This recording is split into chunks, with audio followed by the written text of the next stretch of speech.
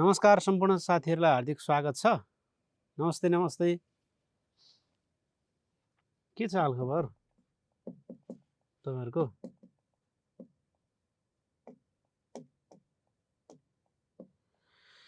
ठिक छ हैन? ल अब यो लगभग हामी अनुगमन मूल्याङ्कनको अन्तिममा छौँ। विद्यालयमा गरिने अनुगमन तथा मूल्याङ्कन भन्ने टपिक थियो हाम्रो हैन? विद्यालयको अनुगमन तथा मूल्याङ्कन भन्ने विषयमा भन्ने विषय थियो नि। यसको चाहिँ हामीले अनुगमन मूल्याङ्कन के कुराको गर्छौँ भन्ने कुरा त हामीले हेऱ्यौँ हैन? विद्यालयको अनुगमन मूल्याङ्कन के कुरामा हेर्छौँ? विद्यालय सुधार योजनाको बारेमा हेर्छौँ, सामाजिक परीक्षणको बारेमा हेर्छौँ, दिवा खाजा कार्यक्रम विद्यालयको जुन चलिरहेको छ कार्यक्रमहरू त्यसका बारेमा हेर्छौँ, शिक्षक कर्मचारीको चाहिँ अवस्था कस्तो रहेछ, शिक्षक विद्यार्थीको अनुपात के कस्तो रहेछ भन्ने सबै हेर्छौँ है। नोट चाहिँ आएको छैन र भने साथीहरूको नोट चाहिँ किन आउँदैन हौ? नोट अब हुनुपर्ने हो। अब मैले चाहिँ पठाइदिएको छु हैन? अब साथीहरूकोमा जान्न अब के कारणले होला। यहाँ आज पनि फेरि म सोधौँला साथीहरूलाई। ल अब क्लास टाइम मिलाउँछौँ, अब हामी मिलाउँछौँ, टेन्सन नगर्नु। अब छटपछि हुन्छ है। अब विद्यालय अनुगमन तथा मूल्याङ्कनको सन्दर्भमा हामीले हिजो अस्तिको क्लासमा विद्यालय अनुगमन मूल्याङ्कनका लागि के गर्नुपर्छ, के कुराको चाहिँ विद्यालय अनुगमन मूल्याङ्कन गर्दा के कुरा हामी हेर्छौँ भनेर सामुदायिक संस्थागत विद्यालयको दुईटै कुराको अनुगमन मूल्याङ्कन गऱ्यौँ। अब हामीलाई सोध्न सक्ने क्वेसन भनेको विद्यालय अनुगमन तथा मूल्याङ्कन भनेको के हो? अब के हो भन्ने कुरा त तपाईँहरूले थाहा पाइसक्नुभयो। विद्यालयमा भइरहेका कामहरू, स्रोत साधनको उपलब्धता कस्तो छ, समस्याहरू के कस्ता छन्, सुधारका उपायहरू के कस्तो गर्न सकिन्छ, ऐन नियमअनुसार चल्या छ कि छैन भनेर हामीले हेर्ने चाहिँ अवलोकन गर्ने, निरीक्षण गर्ने, तथ्याङ्कहरू सङ्कलन गर्ने, समस्या चाहिँ पहिचान गर्ने, समाधानका लागि उपायहरू पत्ता लगाउने, त्यो काम चाहिँ अनुगमन मूल्याङ्कन हो। यो के हो भन्ने कुरा आयो भने तपाईँले सक्नुहुन्छ। अब यसमा चाहिँ अनुगमन तथा मूल्याङ्कन गर्दाखेरि के फाइदा हुन्छ हैन? अनुगमन मूल्याङ्कनको उद्देश्य के हो भनेर सोध्यो भने के लेख्नुहुन्छ साथीहरू?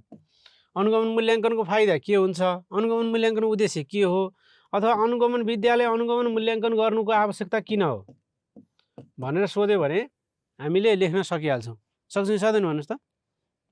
विद्यालय अनुगमन तथा मूल्याङ्कन गर्दा के फाइदा हुन्छ, के महत्त्व छ, के आवश्यकता हो भनेर सोध्यो भने विद्यालय ऐन कानुन नियमसँग चलेको छ कि छैन भनेर हामी हेर्न सक्छौँ हैन? विद्यालयले कार्यान्वयन गरेका नीति योजना कार्यक्रमहरू त्यसको काप्र छ कि छैन? काप्र भने थाहा छ नि साथीहरूलाई? कार्यदक्षता राम्रो छ कि छैन, प्रभावकारिता कस्तो खालको रहेको छ हैन? अर्को चाहिँ सान्दर्भिकता के कसो रहेको छ, दिगोपना छ कि छैन, त्यो विद्यालयले गरेका कार्यक्रमहरू चाहिँ समाजका लागि उपयोगी हुन्, लाभदायी हुन् कि होइनन् भन्ने कुरा हामीले त्यो हेर्नका लागि, विद्यालय व्यवस्थापन चुस्त दुरुस्त चलेको छ कि छैन हैन, विद्यालयको सेवा प्रवाह कानुन सम्मत छ कि छैन, सुशासित छ कि छैन, विद्यालयले प्रदान गरेका सेवाहरू पारदर्शी रूपमा चलेका सञ्चालन भएका छन् कि छैनन्, नवीनतम प्रविधिको कतिको प्रयोग गरिएको छ हैन, त्यहाँ सुशासन कतिको रहेको छ, बजेट व्यवस्थापन कसरी भइरहेको छ, नियमअनुसार खर्च भएको छ कि छैन भनेर हामी हेर्नका लागि विद्यालय अनुगमन मूल्याङ्कन गर्छौँ भनेर हामीले लेख्नु पर्यो। फाइदा अथवा उद्देश्य भन्नु पर्यो भने है। अब अर्को जान्नुपर्ने कुरा चाहिँ विद्यालय अनुगमनको सन्दर्भमा नेपालमा विद्यालय अनुगमन तथा मूल्याङ्कनको सम्बन्धमा समस्या के रहेको छ भन्दा त विद्यालय निरीक्षणका समस्या लेख्दा भइहाल्यो हैन? यो हाम्रो विद्यालय अनुगमन मूल्याङ्कन भएकै छैन। अहिले केही मात्रामा अहिले शैक्षिक गुणस्तर परीक्षण केन्द्रले विद्यालयको कार्य सम्पादन परीक्षण गर्छ, स्थानीय तहले योजना कार्यक्रमहरूको अनुगमन मूल्याङ्कन गर्छन्, नत्र भने खासै विद्यालय अनुगमन मूल्याङ्कन भएको छैन हैन? अब फाइदा सोद्धा, अनुगमन र मूल्याङ्कनको फाइदा सोद्धा एकमुष्ट लेखे पनि भयो, नभए भने छुट्टै लेख्दा पनि हुन्छ, केही फरक पर्दैन त्यसले। तर क्वेसनको प्याटर्न कसरी छ भन्ने कुराले प्रभाव पार्छ। जस्तै भनौँ अब कहिलेकाहीँ अनुगमन तथा मूल्याङ्कनको चाहिँ फाइदाहरू भन्दा 3+3 मा दिएको पनि पाइन्छ। यस्तो बेला अनुगमनको छुट्टै, मूल्याङ्कनको छुट्टै, क्वेसन कसरी आउँछ त्यसै अनुसार हामीले एन्सर लेख्ने। त 3+3 लेखेको छ भने त अनुगमनको 3टा लेख्नु पर्यो अनि मूल्याङ्कनको पनि लेख्नु पर्यो, त्यसरी लेख्नु पर्यो, नत्र भने एकमुष्ट लेख्दा खासै फरक पर्दैन है। अब समस्या, अब नेपालमा विद्यालय अनुगमन तथा मूल्याङ्कनमा देखिएका समस्याहरू र समाधानका उपायहरू भन्यो भने र एउटा तपाईँ असल विद्यालय निरीक्षकका हिसाबले के गर्नुहुन्छ हैन, अनुगमन मूल्याङ्कनलाई कसरी प्रभावकारी बनाउनुहुन्छ भनेर सोधिन्छ। यो दुई तीनटा कुरा तपाईले जान्नु पर्यो है। अहिलेको अभ्यास कस्तो रहेको छ हैन, त्यो कुरा पनि हामीले हेर्नुपर्छ। ल त्यसो भएदेखि एउटा क्वेशन लेख्नु त। एउटा क्वेशन, विद्यालय अनुगमन तथा मूल्याङ्कन गर्नुका उद्देश्यमाथि प्रकाश पार्नुहोस्। उद्देश्यमाथि के गर्नुहोस्? प्रकाश पार्नुहोस्।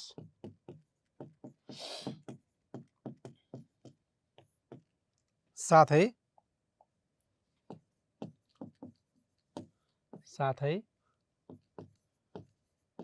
विद्यालय अनुगमन तथा मूल्याङ्कनको वर्तमान अवस्था है, वर्तमान अवस्था को के गर्ने?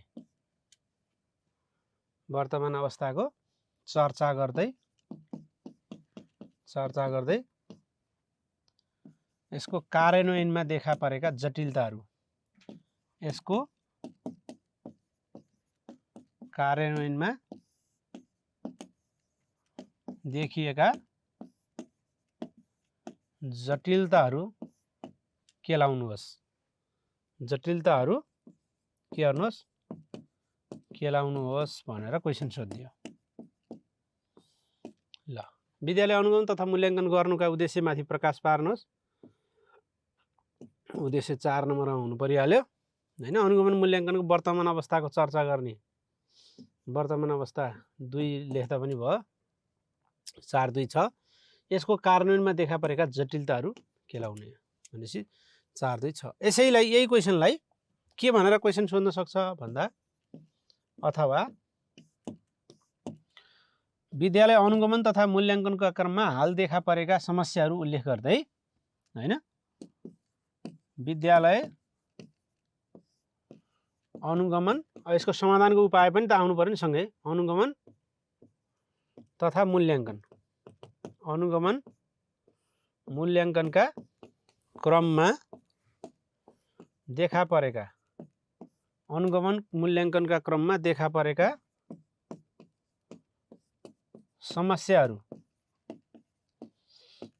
समस्याहरूको पहिचान गर्दै हैन, सम्भावित उपायहरू समेत पहिल्याउनुहोस्। सम्भावित उपायहरू समेत सुझाउनुहोस् हैन भनेर तपाईलाई 5+5 मा पनि सोधिदिन सक्छ। के छ जिन्दगी है। आज आयोजना र परियोजनाको अनुगमन मूल्याङ्कन भन्ने टपिक हो गुरु भन्नुभएको छ। अब आयोजना परियोजनाको खासै पढिरहनु पर्दैन। आयोजना परियोजना नीति सबैको एकमुष्ट हामीले लेखिसकेका छौँ। अब अनुगमन मूल्याङ्कन किन अनुगमन मूल्याङ्कन गर्ने ल भन्नु त? विद्यालय अनुगमन मूल्याङ्कन किन गर्ने? यतिकै हामीले भन्न सक्छौँ। विद्यालय अनुगमन मूल्याङ्कन किन गर्ने त भन्दा कुनै कार्यक्रमहरू त्यहाँ आयोजनाहरू भनौँ न। अब अनुगमन त किन गर्ने त भन्दा त्यहाँ चाहिँ हाम्रो नीति कानुन ऐन अनुसार विद्यालय सञ्चालन भए नभएको हेर्नका लागि हैन, सरकारवालाहरू सक्रिय छन् कि छैनन् भनेर हेर्नका लागि, सरकारवालाहरूलाई यसो अनुभव आदान प्रदान गरौँ न त, सिक्ने सिकाउने संयन्त्र तयार गरौँ न त, विद्यालय र सुपरिवेक्षक बीचको सम्बन्ध राम्रो बनाउन त भनेर अनुगमन गर्ने हो। अब अथवा निरीक्षण गर्नुको उद्देश्य जे हो, अनुगमन गर्नुको उद्देश्य पनि त्यही त हो नि। के फरक छ र? केही छैन फरक। तर विशेषतः मूल्याङ्कन गर्नु पर्यो भने चाहिँ अलिकति फरक छ। मूल्याङ्कन गर्नु पर्यो भने चाहिँ वास्तवमा त्यहाँ विद्यालयले सञ्चालन गरिरहेका कार्यक्रमहरू साप र काप्रति छन् कि छैनन्, त्यो भनेको सान्दर्भिक छन् कि छैनन्, व्यवहारिक छन् कि छैनन्, त्यसले भविष्यसम्म कस्तो प्रभाव पार्छ भनेर कार्यदक्षता, प्रभावकारिता त्यस्ता कुराहरू हामीले हेर्नुपर्छ हैन। सरकारवालामा कस्तो प्रभाव परिरहेको छ, नियमसँग चलेको छ कि छैन, बजेट खर्च भएको छ कि छैन, बजेटको चाहिँ उपयोगी तरिकाले अब भनौँ न नियमसङ्गत खर्च भएको छ कि छैन, बेरुजुको अवस्था कस्तो छ, ती कुराहरू हामीले हेर्ने हैन। अब चाहिँ विद्यालय सुधार योजना कार्यान्वयन भएको छ कि छैन हैन त, विद्यालय व्यवस्थापन समितिको गठन बैठक गरेको छन् कि छैनन्, त्यो बैठकको कार्यान्वयन भएको छ कि छैन, शिक्षक नियमित उपस्थित हुन्छन् कि हुँदैनन्, त्यो हामीले यो कुराहरू हामी हेर्छौँ हैन। विद्यालय अनुगमन तथा मूल्याङ्कन गर्नु। अब अनुगमन मूल्याङ्कन बिनाको कार्यान्वयन बालुवामा पानी हाले जस्तै हो भनेर त हामीले लेखिहाल्छौँ हैन। अनुगमन मूल्याङ्कन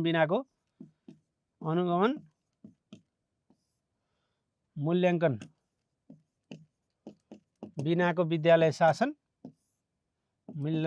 अनुगमन मूल्याङ्कन बिनाको लगानी के हो, बालुवामा पानी हैन, बालुवामा पानी हो। अब के हो त विद्यालय अनुगमन मूल्याङ्कन भनेको के हो? सबभन्दा पहिला विद्यालय अनुगमन मूल्याङ्कन भनेको के हो? अब अनुगमन छुट्टै हो, मूल्याङ्कन छुट्टै हो, तर हामीले एकमुष्ट लेखिदिन्छौँ। विद्यालय अनुगमन मूल्याङ्कन भनेको के हो? अब विद्यालयमा कार्यान्वयन भएका हैन, कार्यान्वयन भएका योजना तथा कार्यक्रम, योजना कार्यक्रम हो।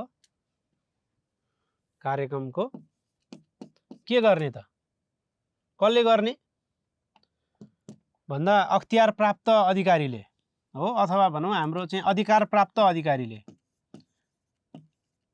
कार्यक्रमको अधिकार प्राप्त व्यक्ति तथा निकायबाट, व्यक्ति तथा निकायबाट हो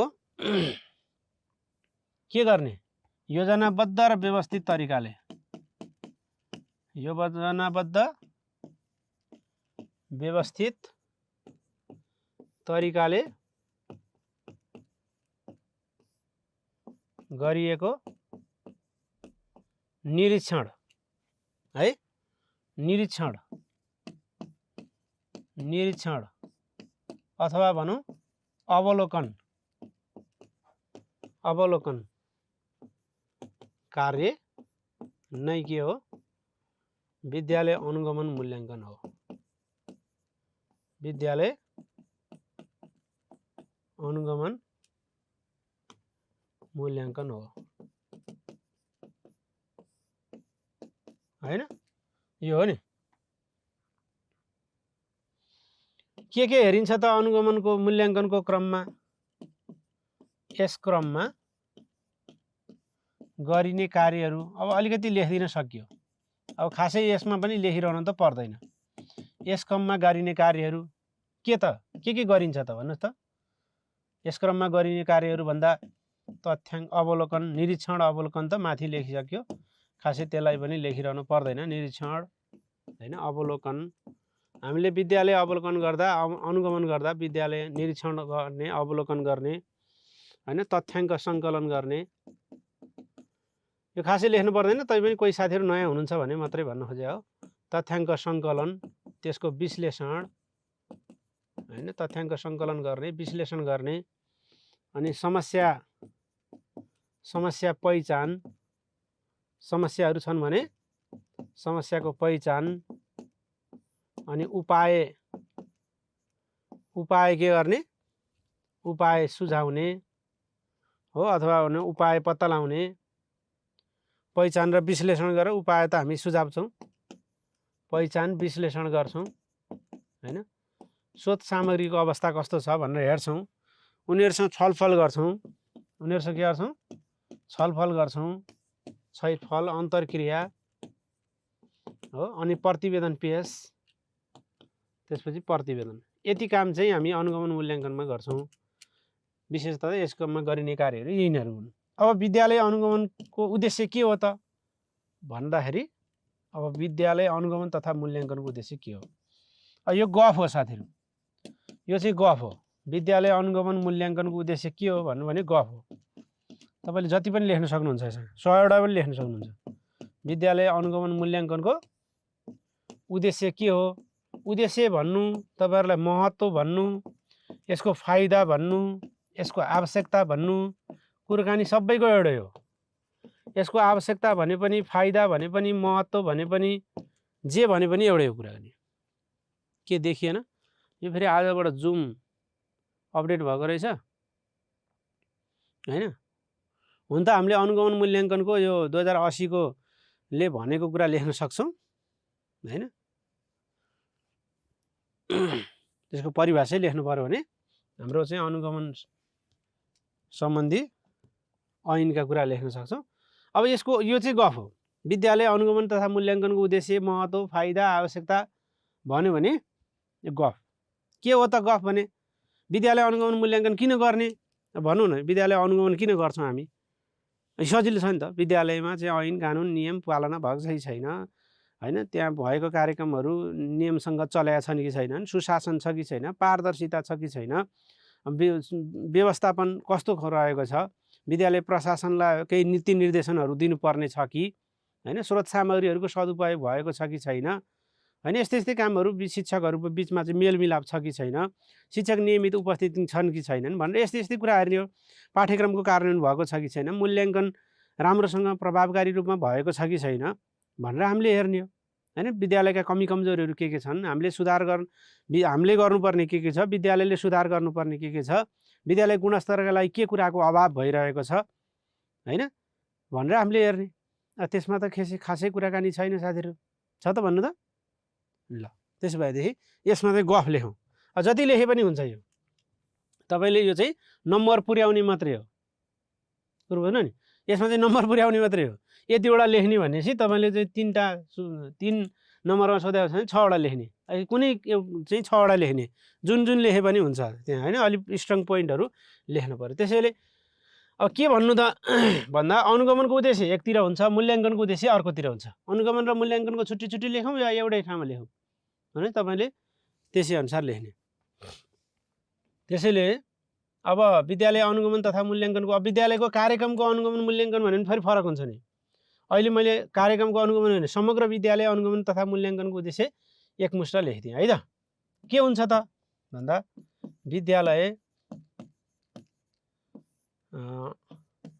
ऐन कानुन है, प्रचलित ऐन कानुन बमोजिम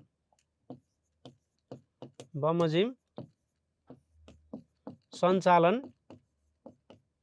भए नभएको है, भए नभएको के गर्नु? हेर्नु है, हेर्नु, सञ्चालन गर्नु पनि हो है। हाम्रो उद्देश्य भनेको भए नभएको हेर्नु, नभएको भए के गर्नु? निर्देशन दिनु, नभएको भए के गर्नु? निर्देशन दिनु है। हाम्रो काम त्यो अहिले मैले उद्देश्य लेखा भएर यदि फाइदा लेख्यो भने विद्यालय चाहिँ ऐन कानुन नियम अनुसार सञ्चालन गर्न भन्ने हुन्छ है। आवश्यकता महत्त्व भन्नु भने फेरि त्यसैले विद्यालय ऐन कानुन बमोजिम भन्नु, प्रचलित ऐन कानुन भन्छ हामीले भन्दाखेरि, प्रचलित भनेको अहिले चलिरहेको ऐन कानुन बमोजिम सञ्चालन भए नभएको हेर्नु, नभएको भए निर्देशन दिनु हैन। यसो गर्न, नियमअनुसार चलाउन, नियमअनुसार गर्न भनेर चाहिँ निर्देशन दिने हो। विद्यालयमा देखा परेका, विद्यालय सञ्चालनका क्रममा देखा परेका, विद्यालय सञ्चालनका क्रममा देखा परेका समस्याहरू पहिचान गरी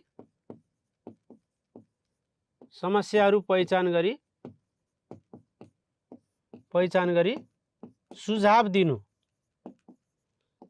दिनु पनि हाम्रो के हो उद्देश्य हो। विद्यालय सञ्चालनको क्रममा देखा परेका समस्याहरू त्रुटिहरू के कस्ता छन् ती कुराहरू पहिचान गरेर सुझाव दिने, ल यसो गर्नुस् है उसो गर्नुस् है भनेर भन्ने हो। अर्को कुरा स्रोत साधनको अवस्था, विद्यालयको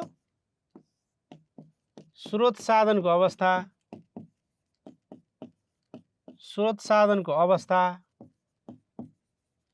त्यसपछि गएर त्यसको परिचालन कसरी भइरहेको छ। स्रोत साधन भनेको हरेक कुरा हुन्छ नि। फेरि स्रोत साधन भनेको भौतिक पनि स्रोत साधन, मानवीय पनि स्रोत साधन, आर्थिक पनि स्रोत साधन। स्रोत साधन भनेको धेरै कुरा एकैचोटि समातिएको छ है। विद्यालयको स्रोत साधनको अवस्था, सोको परिचालन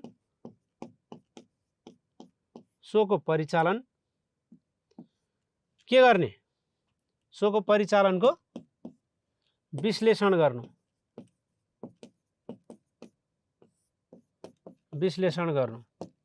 हो। अर्को कुरा अलिकति मूल्याङ्कनसँग सम्बन्धित लेखौँ। विद्यालयले सञ्चालन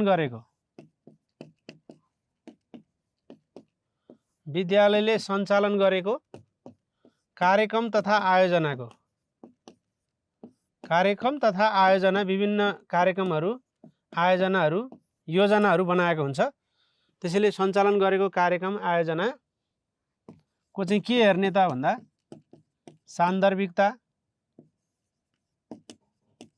सान्दर्भिकता, प्रभावकारिता हो, साप्र काप्रदि कार्यदक्षता हैन। अब एउटैमै लेखिदिएँ मैले, साप्र काप्र प्रभाव र असर, यतिकै प्रभाव र असर अहिले नहेरौँ। कार्यदक्षता र दिगोपनाको के गर्नु, लेखाजोखा गर्नु।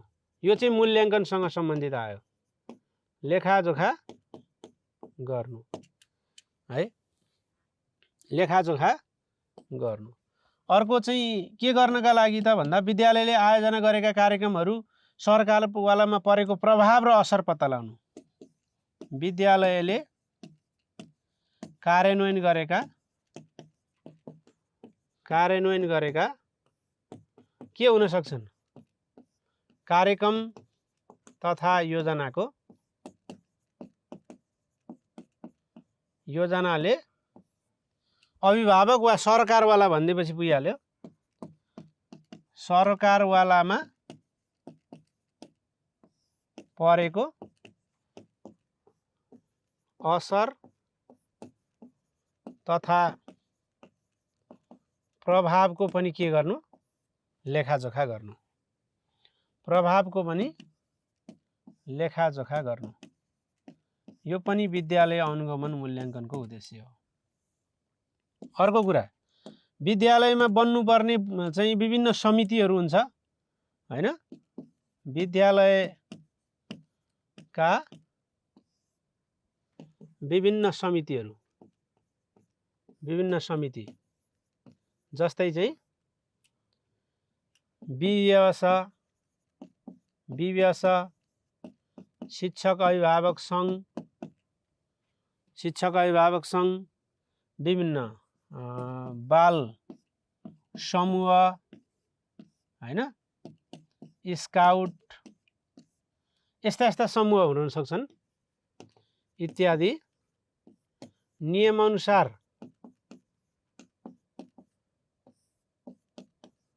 गठन भए नभएको है, गठन भई सोको परिचालनको अवस्था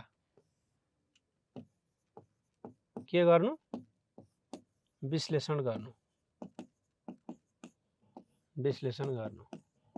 यो पनि हाम्रो उद्देश्य हो है।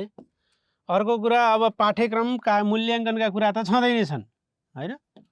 हाम्रो चाहिँ पाठ्यक्रम र अब चाहिँ जुन नेपाल सरकारले तोकेको भनौँ हैन, नेपाल सरकार र स्थानीय तहले तोके बमोजिमको, स्थानीय तहले तोके बमोजिमको, स्थानीय पाठ्यक्रम त स्थानीय तहले तोक्छ, फेरि स्थानीय तहले तोके बमोजिम, निर्धारण गरे बमोजिम, स्वीकृत गरे बमोजिमको पाठ्यक्रम, पाठ्यपुस्तक लागू भए नभएको हैन के गर्नु, अनुगमन गर्नु, अनुगमन वा अवलोकन गर्नु पनि हाम्रो लागि अनुगमनको उद्देश्य हो हैन। अर्को कुरा चाहिँ के हो भन्दा विशिष्टीकरण तालिका र चाहिँ पाठ्यक्रमले तोकेको चाहिँ मूल्याङ्कन छ हैन, जुन मूल्याङ्कन भएको छ कि छैन, विद्यार्थीको सही मूल्याङ्कन भएको छ कि छैन भनेर त्यो पनि हेर्ने कुरा पनि अनुगमनमा गरिन्छ। त्यसैले यो चाहिँ पाठ्यक्रम, अर्को विशिष्टीकरण तालिका, विशिष्टीकरण तालिका, अर्को आन्तरिक मूल्याङ्कन मापदण्ड हो, आन्तरिक मूल्याङ्कन मापदण्ड। अर्को चाहिँ के हेर्नुपर्छ भन्दाखेरि letter grading system, letter grading अनुसार मूल्याङ्कन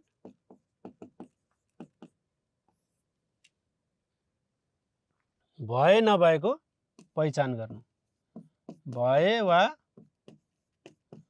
नभएको के गर्नु,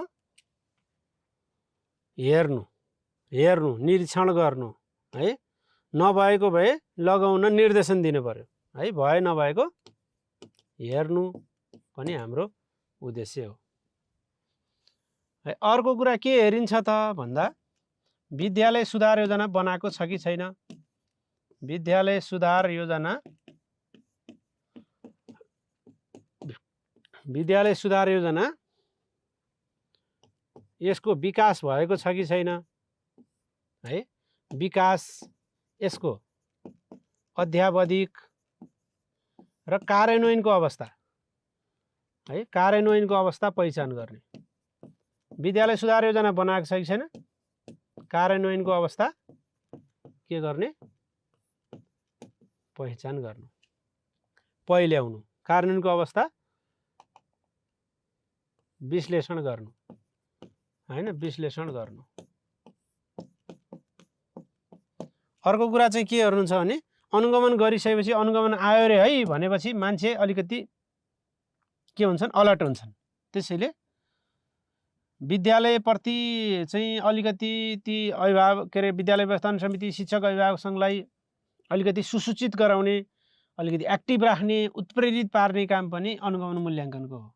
त्यसैले के गर्नु पर्यो त भन्दा हामीले चाहिँ विद्यालय व्यवस्थापन समिति, विद्यालय व्यवस्थापन समिति, शिक्षक अभिभावक सङ्घ हैन, अनि त्यहाँ रहेका अरू समितिहरू हुन सक्छन्, उपभोक्ता समितिहरू, विभिन्न समितिहरू हुन सक्छन्, त्यस्ता समितिहरू हैन, अभिभावक सङ्घ लगायतका समितिसँग छलफल अन्तर्क्रिया गरी, छलफल अन्तर्क्रिया गरी शैक्षिक गुणस्तरको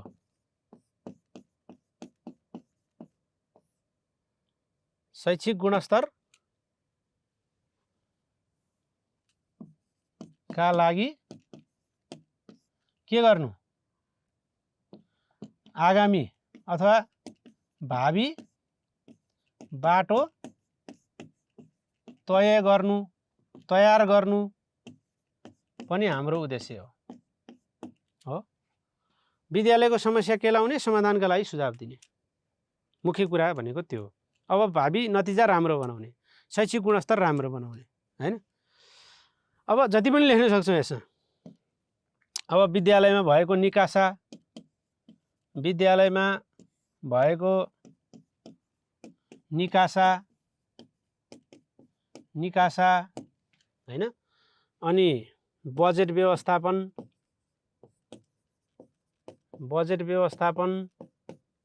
त्यसै गरी अरु के हुन्छ, बेरुजु, विद्यालयको बेरुजु, अर्को हुन्छ आय व्ययको अवस्था। हुन त बजेटमै त्यही कुरा आइहाल्छ। आय व्ययको अवस्था के गर्ने,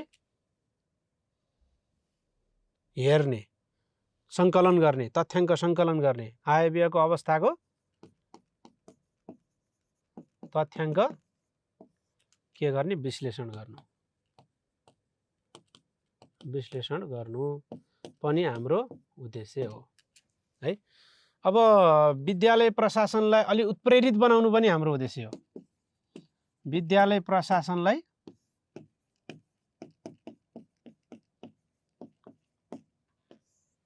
के गर्ने,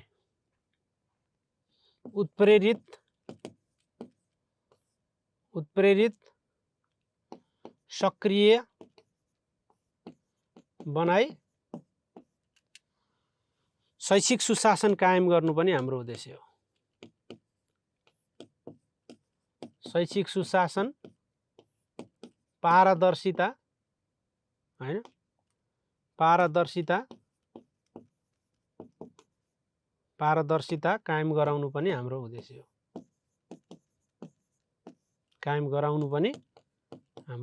हो।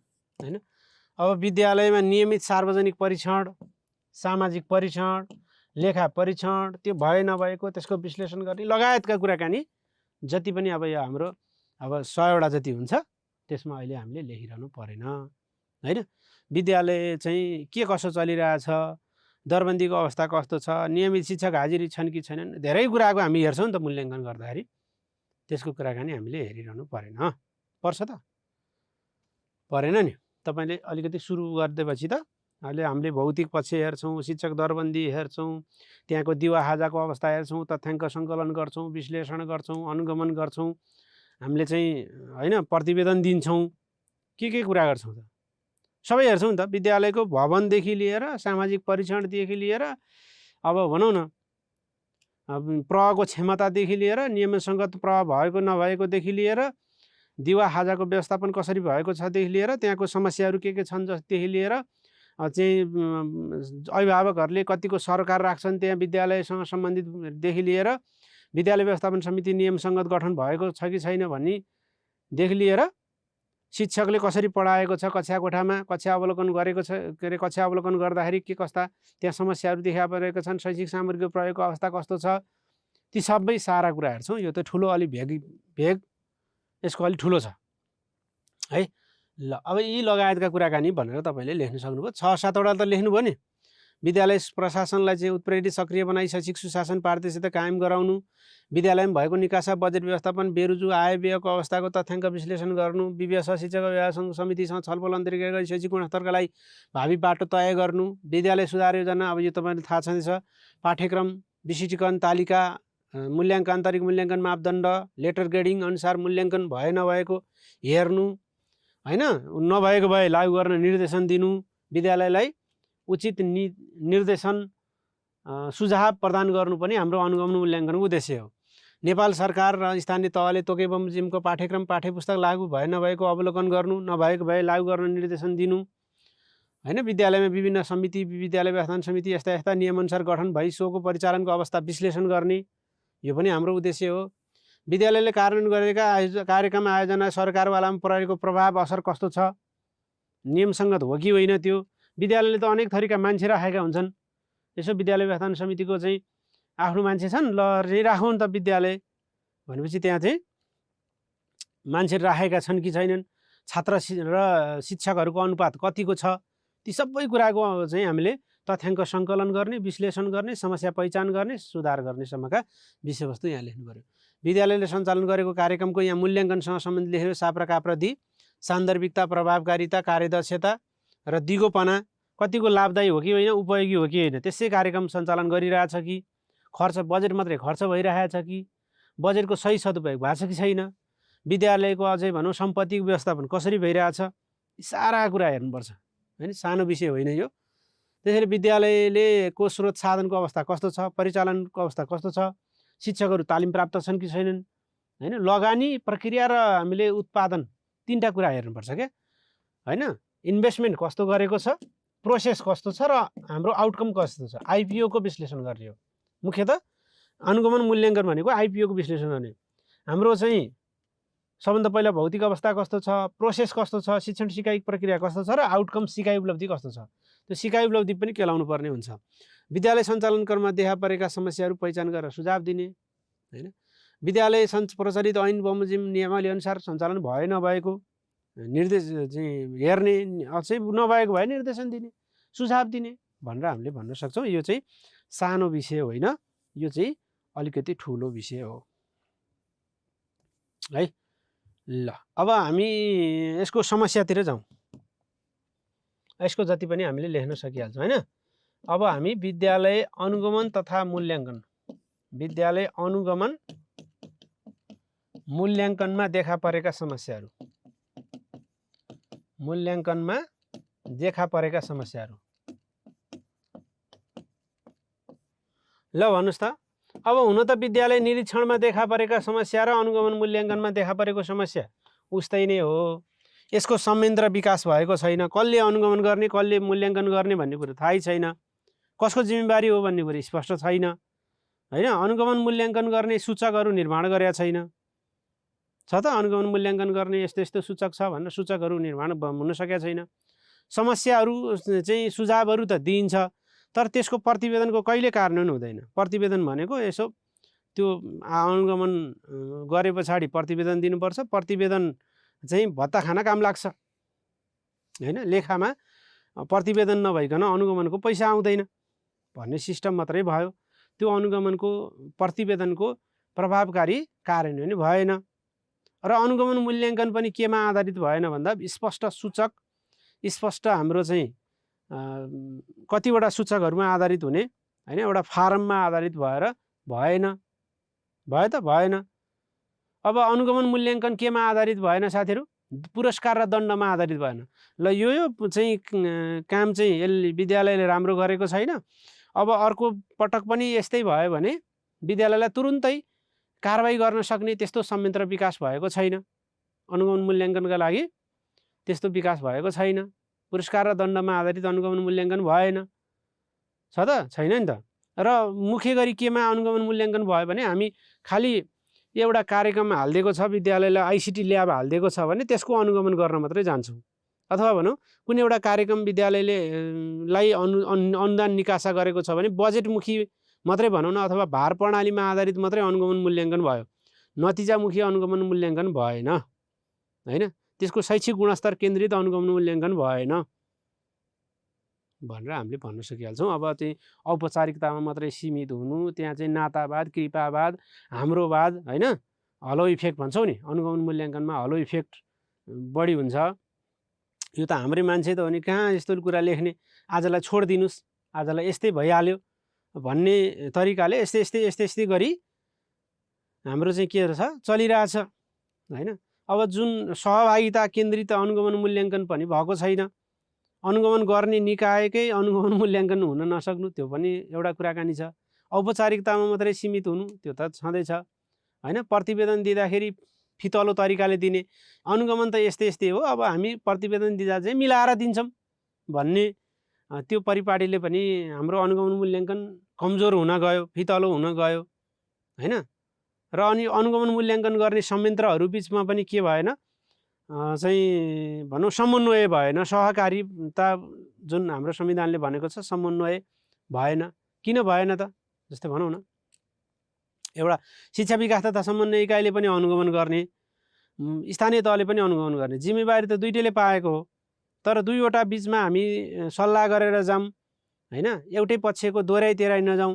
भनौँ कुनै एउटा बजारमा भएको विद्यालयको चाहिँ घरिघरि त्यही विद्यालय गइरहने, कुनै एउटा दुर्गम भेगको विद्यालय छ भने त्यहाँ विद्यालयमा कोही पनि नजाने हैन। जुन विद्यालय अलि हुने खाने छ, जुन विद्यालय अलि भनौँ न अलि राम्रो खालको छ, त्यस्तो विद्यालयको चाहिँ अनुगमन गर्ने हैन, अनि अरूको चाहिँ नगर्ने अरूको चाहिँ कसैले पनि नगर्ने, वास्ता नगर्ने भनौँ न। यसलाई चाहिँ कसरी भन्न सकिन्छ भने प्राथमिकीकरण गरेर विद्यालय अनुगमन मूल्याङ्कन नहुनु भनेर भन्न सकिन्छ। प्राथमिकीकरण नहुनु हैन भनेर हामीले के गर्न सक्छौँ भन्न सक्छौँ। ल अब यसका समस्या त हजारौँ छन्। विद्यालय अनुगमन मूल्याङ्कनमा देखा परेका समस्या भन्दाखेरि एउटा कुरा चाहिँ अब हामीले विद्यालय अनुगमन मूल्याङ्कनको जिम्मेवारी कसलाई हो त्यो कुरा नीतिगत अस्पष्टता भन्न सक्छौँ यसलाई हामीले। अब त्यो पोइन्टमा छुट्याएर लेख्दाखेरि विद्यालय अनुगमन मूल्याङ्कनको जिम्मेवारी कसको हो? नीतिगत अस्पष्टता हुनु है। विद्यालय अनुगमन मूल्याङ्कनको जिम्मेवारी कसको हो? जिम्मेवारी कसको हो? कसको हो भन्ने सम्बन्धमा नीतिगत अस्पष्टता, नीतिगत अस्पष्टता अस्पष्टता हुनु एउटा समस्या यो है। अर्को कुरा चाहिँ के हुन्छ त भन्दाखेरि हाम्रो चाहिँ स्रोत साधन बिना नै अनुगमन मूल्याङ्कन भइरहेको छ। विज्ञ सहित है, विज्ञ सहित है, सरकारवाला को सहभागिता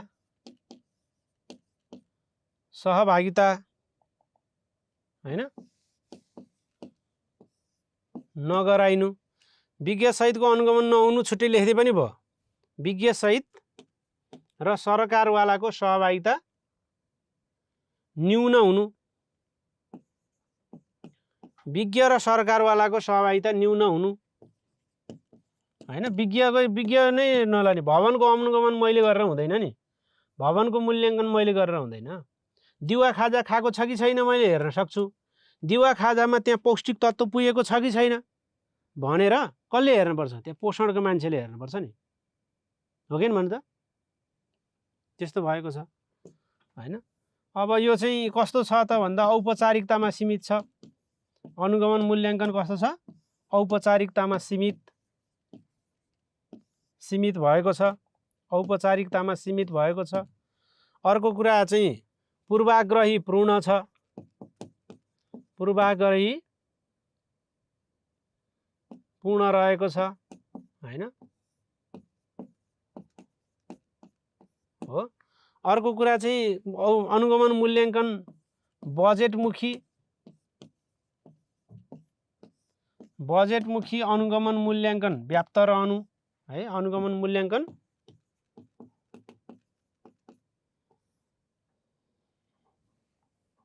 हुनु यो पनि समस्याकै रूपमा रहेको छ। अर्को कुरा अनुगमन मूल्याङ्कन गर्ने पर्याप्त चाहिँ पर्याप्त साधन फारम वा सूचकको प्रयोग नगरिनु। सूचकको प्रयोगै नगर्ने, सूचकको प्रयोग नगरिनु यो पनि समस्या छ। हाम्रो समस्या यो पनि छ हैन। अर्को जुन अनुगमन गर्ने निकाय छ नि, अनुगमन गर्ने निकाय जिम्मेवार र जवाफदेही नहुनु। अनुगमन मूल्याङ्कन गर्ने निकाय नै जवाफदेही नहुनु। मूल्याङ्कन गर्ने निकाय जिम्मेवार र जवाफदेही नहुनु। जिम्मेवार जवाफदेही नहुनु हैन। यो कुरा पनि रहेको छ। अर्को कुरा के हुन्छ त भन्दा हाम्रो अनुगमन मूल्याङ्कन गर्दा पारदर्शिता हैन, सुशासन, उत्तरदायित्व जस्ता कुरा चाहिँ उत्तरदायित्व यस्ता कुरा, पारदर्शिताका कुरा, सुशासनका कुरा, उत्तरदायित्व जस्ता पक्ष कमजोर रहनु हैन। पुरस्कार र दण्डमा आधारित अनुगमन मूल्याङ्कन नहुनु, पुरस्कार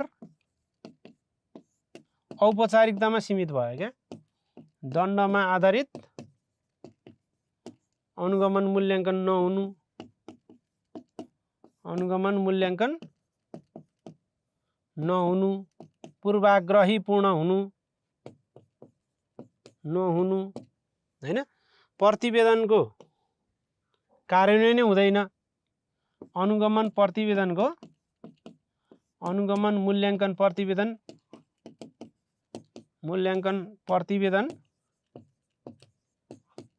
फितलो कार्यान्वयन हुनु, फितलो कार्यान्वयन हुनु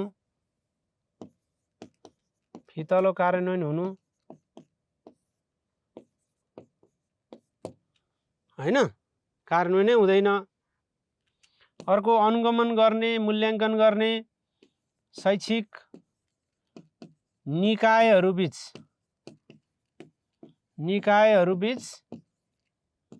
समन्वय सहकार्यको अभाव भई के भयो त भन्दा जिन्दगानीमा दोहोरो हैन र फितलो अनुगमन हुनु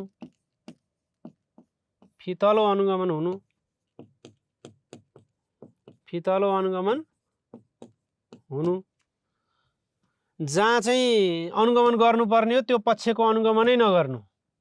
त्यसैले विद्यालयको प्राथमिकीकरणका आधारमा विद्यालयको जसलाई गर्नुपर्ने त्यसको अनुगमन नभएको क्या, विद्यालयको प्राथमिकीकरणका आधारमा हैन अथवा प्राथमिकताका आधारमा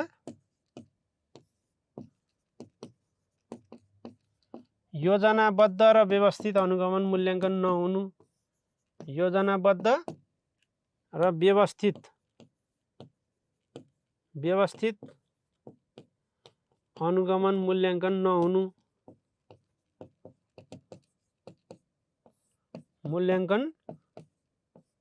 नहुनु यस्ता समस्या छ हैन त, छ कि छैन भन्नु त। नियमित अनुगमन हुन सकेको छैन, व्यवस्थित अनुगमन हुन सकेको छैन, प्रभावकारी हुन सकेको छैन, गुणस्तर केन्द्रित अनुगमन हुन सकेको छैन, अनुगमन गर्ने मान्छेकै अनुगमन कसले गर्ने त्यो कुरा भएको छैन। त्यसैले अनुगमन गर्नका लागि दक्ष पर्याप्त जनशक्तिको अभाव पनि हो। अनुगमन मूल्याङ्कनका लागि पर्याप्त दक्ष हैन योग्य सक्षम जनशक्तिको अभाव हुनु यो पनि हाम्रो लागि अनुगमन मूल्याङ्कनको समस्या हो है। अनुगमन मूल्याङ्कनमा चाहिँ तथ्यसहित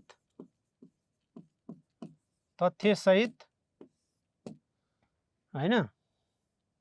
अर्को कुरा चाहिँ नवीन प्रविधिको प्रयोग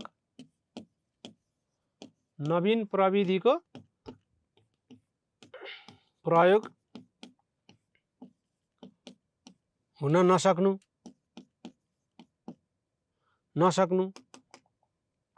हैन। तथ्य सहितको अनुगमन मूल्याङ्कन पनि हुन सकेको छैन, नवीन प्रविधिको प्रयोग पनि हुन सकेको छैन छ त।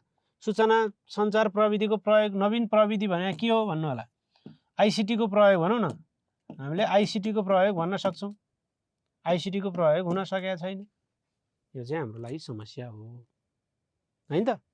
सूचकहरू स्पष्ट सूचकहरू बन्न सकेका छैन। अब दक्ष जनशक्तिको कमी छ, प्रतिवेदन पनि हामी फितलो दिन्छौँ, हामी चाहिँ उत्तरदायी भएर अनुगमन मूल्याङ्कन गर्दैनौँ। अनुगमन मूल्याङ्कन पूर्वाग्रही रूपले भनौँ चाहिँ औपचारिकता मात्रै पालना गर्ने किसिमले मात्रै गर्छौँ। कुनै कार्यक्रम परेको छ, आयोजना परेको छ, त्यसको चाहिँ बजेटमुखी भएर अनुगमन मूल्याङ्कन गर्छौँ हैन। सरकारवालाले सहभागिता गर्दैनन्। विज्ञसहितको अनुगमन गर्दै गर्दैनौँ। घर पाएको अनुगमन मूल्याङ्कन गर्ने मात्रै चलन छ हाम्रो, होइन? औपचारिकतामा मात्रै सीमित छ, होइन त? अनुगमन मूल्याङ्कन गर्ने, मूल्याङ्कनको प्रतिवेदन कार्यान्वयन गर्ने संयन्त्र छैन। समस्या पर्यो, ल समस्या पर्यो, तत्कालै उपाय अपनाउने त्यसको कार्यान्वयन संयन्त्र छैन, तत्कालै उपाय गरिहाल्ने खालको कुराकानी छैन। त्यसैले अब हामीले यसको सुझावहरू दिँदाखेरि के भन्छौँ त भन्दा, सूचकका आधारमा अनुगमन मूल्याङ्कन गर्ने, दक्ष जनशक्तिको व्यवस्थापन गर्ने, अनुगमन मूल्याङ्कन गर्ने कसले हो जिम्मेवारी स्पष्ट गर्ने। अझै भनौँ समस्या समाधानको हाम्रो चाहिँ के छैन, संयन्त्र छैन। कसले समस्या समाधान गर्ने? ल समस्या पर्यो, विद्यालयमा अवस्था जटिलै छ, त्यसको समाधान गर्नका लागि प्रयासहरू चालिँदैन क्या। त्यही भएर समस्या समाधानका लागि, होइन, समस्या समाधानका लागि के नहुनु, होइन, आवश्यक संयन्त्र विकास हुन नसक्नु, आवश्यक संयन्त्र विकास हुन नसक्नु, यो पनि हाम्रो लागि समस्या हो, होइन त? सरकारवालाले ध्यान दिन नसक्नु हाम्रो लागि समस्या हो। अब औपचारिकतामा सीमित हाम्रो लागि समस्या हो। अब हाम्रो लागि समस्या के भयो?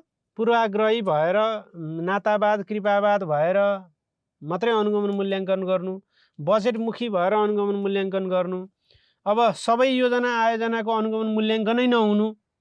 ल छ भनेपछि छ भनेर हामी कागजमा मात्रै अनुगमन प्रतिवेदन भर्छौँ।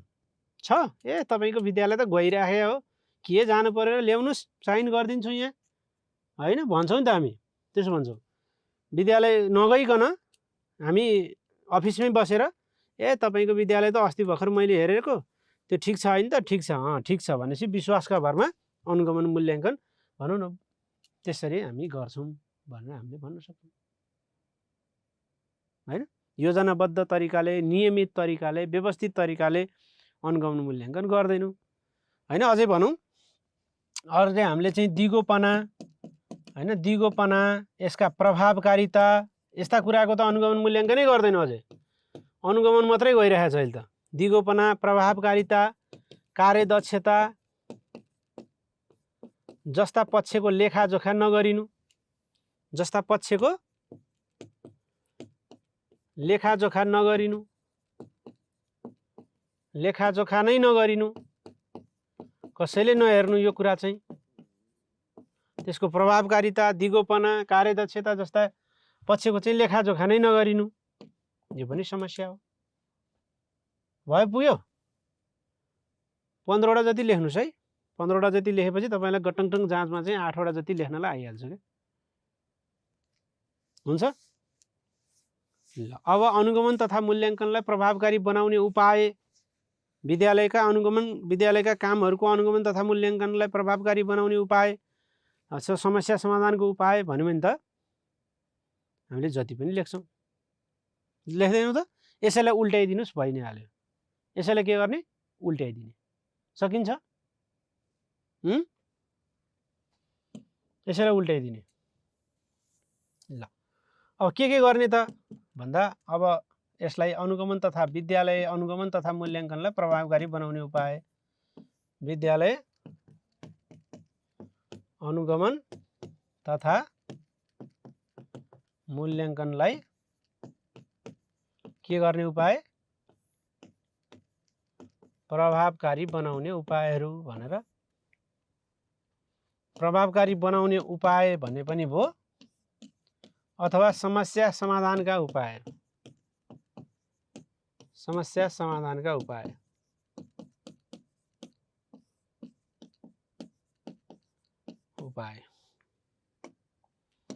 अब के हुन्छ त? एउटा हुन्छ कानुनी स्पष्टता, हो?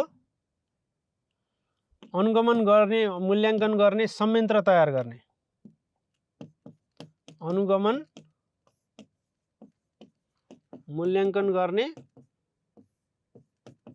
के गर्ने? संयन्त्र तयार गर्ने हो। अब सम्बन्धित निकायलाई अनुगमन गर्ने निकायलाई कस्तो बनाउने, जिम्मेवार र जवाफदेही बनाउने, जिम्मेवार जवाफदेही बनाउने हो। अनुगमन मूल्याङ्कन नियमित, योजनाबद्ध र व्यवस्थित बनाउने, व्यवस्थित बनाउने।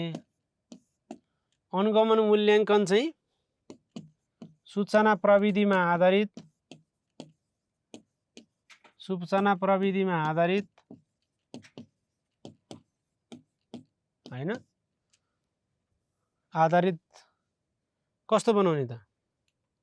सूचना प्रविधिमा आधारित भनेको थाहा छ नि, ICT model, information communication technology प्रयोग गर्ने आधारित बनाउने, अथवा भनौँ सफ्टवेयर र एप्लिकेसन मार्फत यसैमा जोड्न सकिन्छ।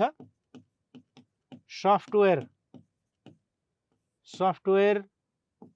हैन, अथवा भनौँ अनलाइनमा आधारित एप्लिकेसन,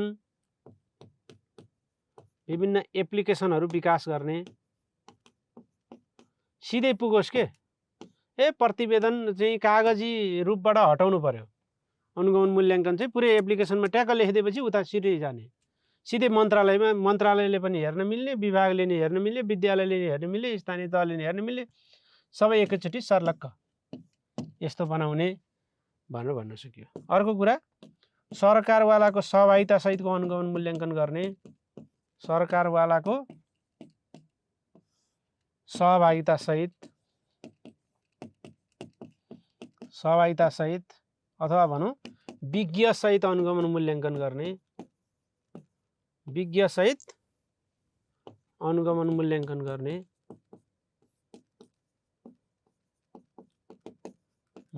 गर्ने, अनुगमन मूल्याङ्कनका लागि दक्ष जनशक्तिको व्यवस्था गर्ने,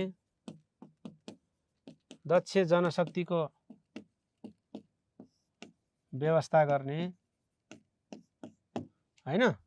त्यसपछि हाम्रो चाहिँ अनुगमन सूचक, अनुगमन मूल्याङ्कन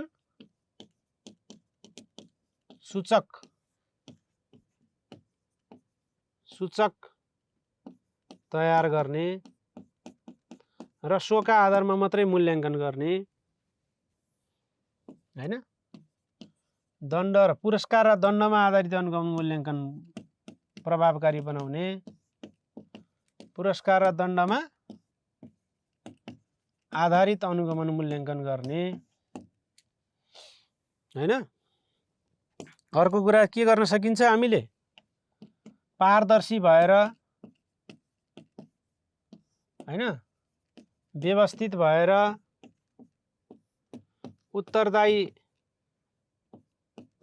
उत्तरदायित्व हैन।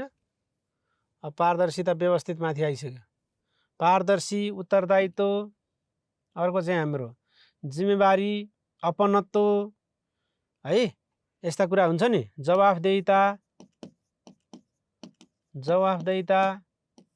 यस्ता कुराको के गर्ने, पारदर्शिता, उत्तरदायित्व, जवाफदेहिता जस्ता पक्ष मजबुत बनाउने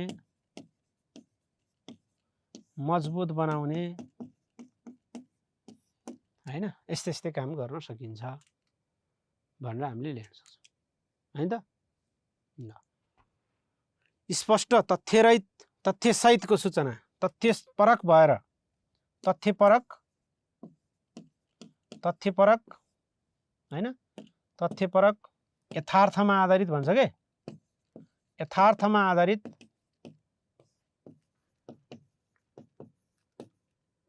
अनुगमन मूल्याङ्कन गर्ने,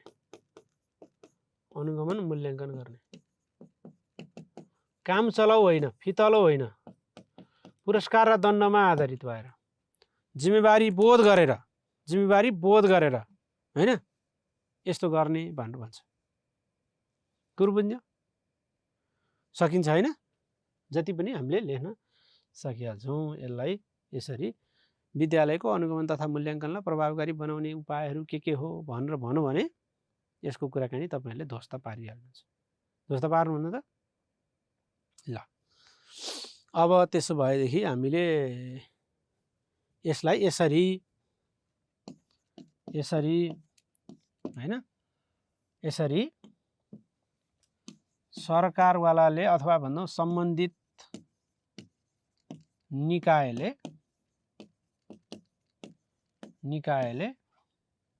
नियमित हैन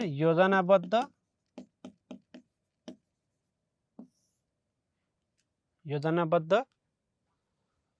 रूपमा अनुगमन मूल्याङ्कन गर्ने हो भने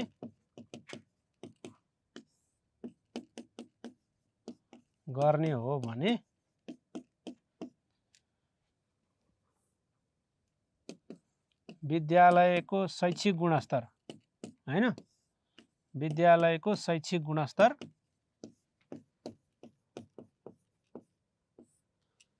के हुनेछ? अभिवृद्धि हुने देखिन्छ अथवा विद्यालयको समस्या समाधान भई हैन अब चाहिँ सुधार हुने देखिन्छ, शैक्षिक गुणस्तर अभिवृद्धि हुने देखिन्छ भनेर हामीले भन्न सक्छौँ। अथवा हामीले यसरी भन्न सक्छौँ यसलाई चाहिँ अनुगमन तथा मूल्याङ्कन बिना यसरी पनि भन्न सक्छौँ। अनुगमन तथा मूल्याङ्कन बिना कार्यक्रम तथा आयोजनाको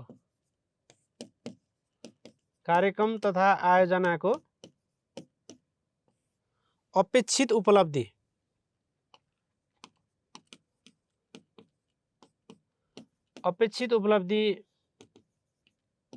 प्राप्त हुन कठिन हुने भएकाले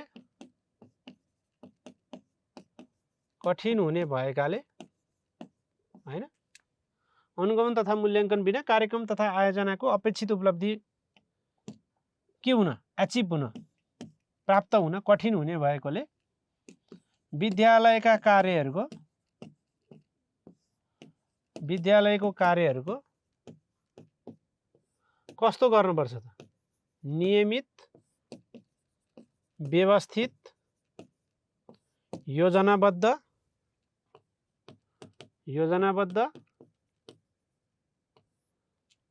तरिकाले अनुगमन मूल्याङ्कन हुनु जरुरी छ भन्दै पनि भयो हैन, जे भने पनि भयो।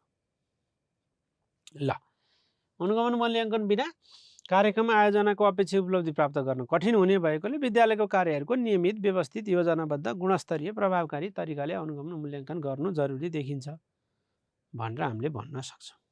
सक्दैनौँ? सकिहाल्छ। ल अब आयो लास्ट प्रतिवेदन भन्ने विषय हैन।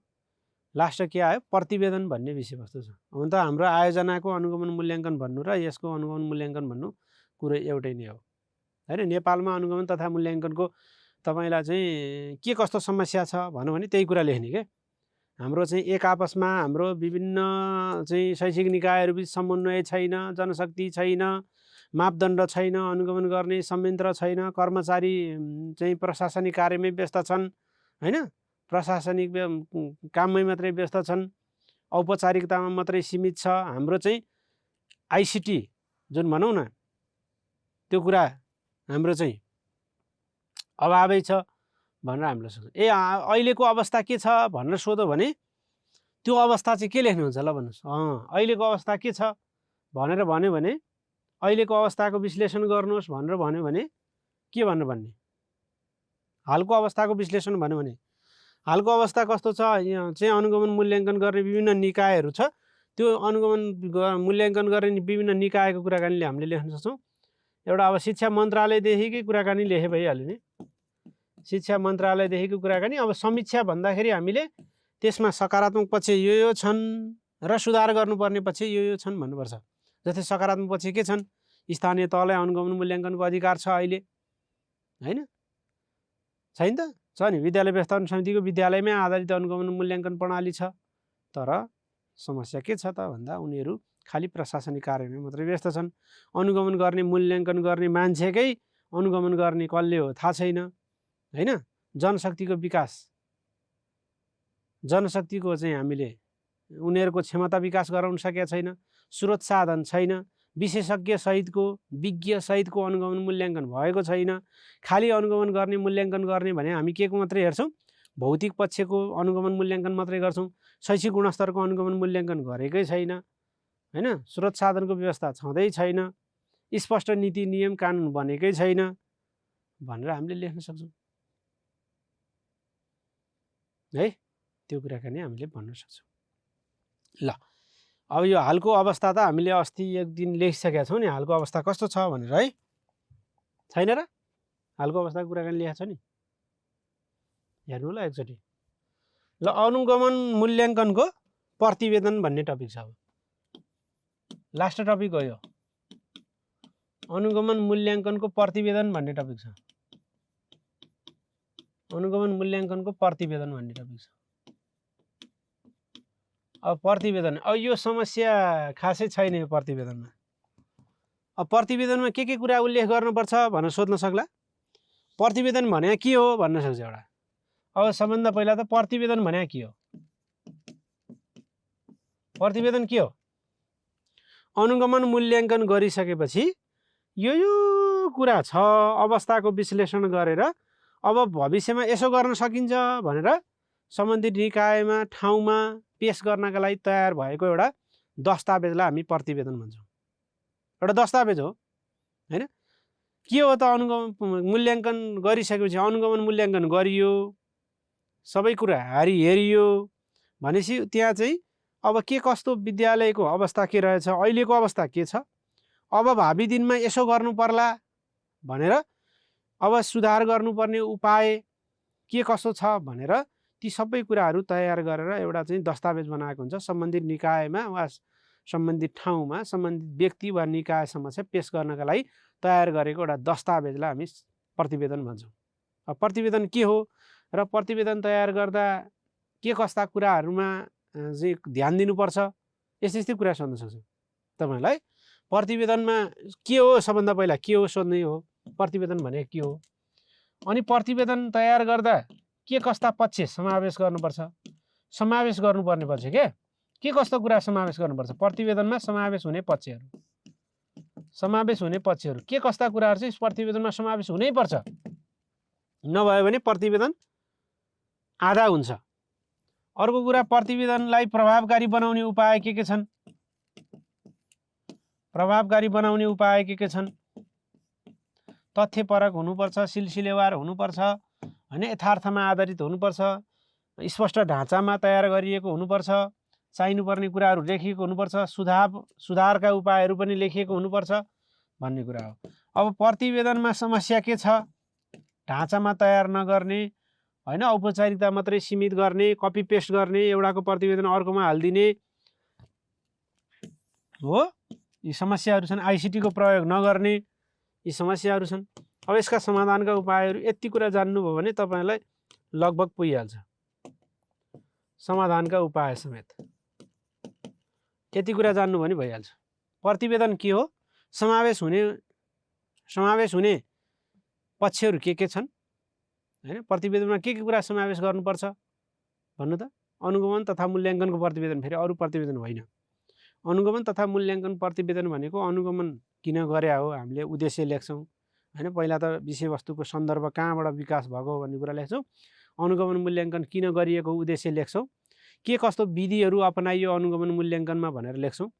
त्यसका चाहिँ सबल पक्षहरू, त्यहाँ प्राप्त भएका कुराहरू सबल पक्षहरू के छन्, त्यसमा दुर्बल पक्षहरू के छन्, अब सुझाव के छन् र त्यो सुझाव कसले कार्यान्वयन गर्ने हो भनेर निष्कर्ष सहितको एउटा ढाँचामा तयार गरेको हुन्छ अनुगमन मूल्याङ्कनको प्रतिवेदन, है? ल यति कुरा जान्नु भने भइ नै हाल्छ। अनुगमन मूल्याङ्कनमा के कस्ता कुरा समावेश गरिन्छन्, अनुगमनलाई प्रभावकारी बनाउने उपायहरू के छन् तपाईले एउटा विद्यालय निरीक्षक भएको हिसाबले अनुगमन मूल्याङ्कनलाई कसरी प्रभावकारी बनाउनुहुन्छ अथवा अनुगमन मूल्याङ्कन प्रतिवेदनलाई कसरी प्रभावकारी बनाउनुहुन्छ, के कस्ता कुराहरू समावेश गर्नुपर्छ, यी कुराकानी हो। ल लेख्नुहोस् त एउटा क्वेसन अनि हामी छलफल गरौँला है। ल के अरे अनुगमन तथा मूल्याङ्कनको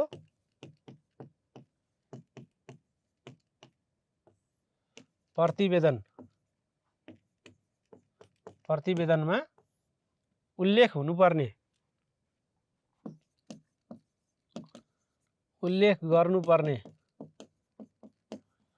गर्नुपर्ने विषयहरूको सूची तयार गरी अथवा भनौँ अनुगमन मूल्याङ्कनको ढाँचा तयार गर्नुहोस् भन्न पनि सक्यो। तयार गरी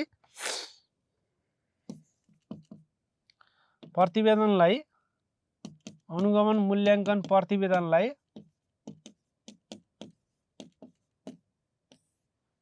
प्रभावकारी बनाउने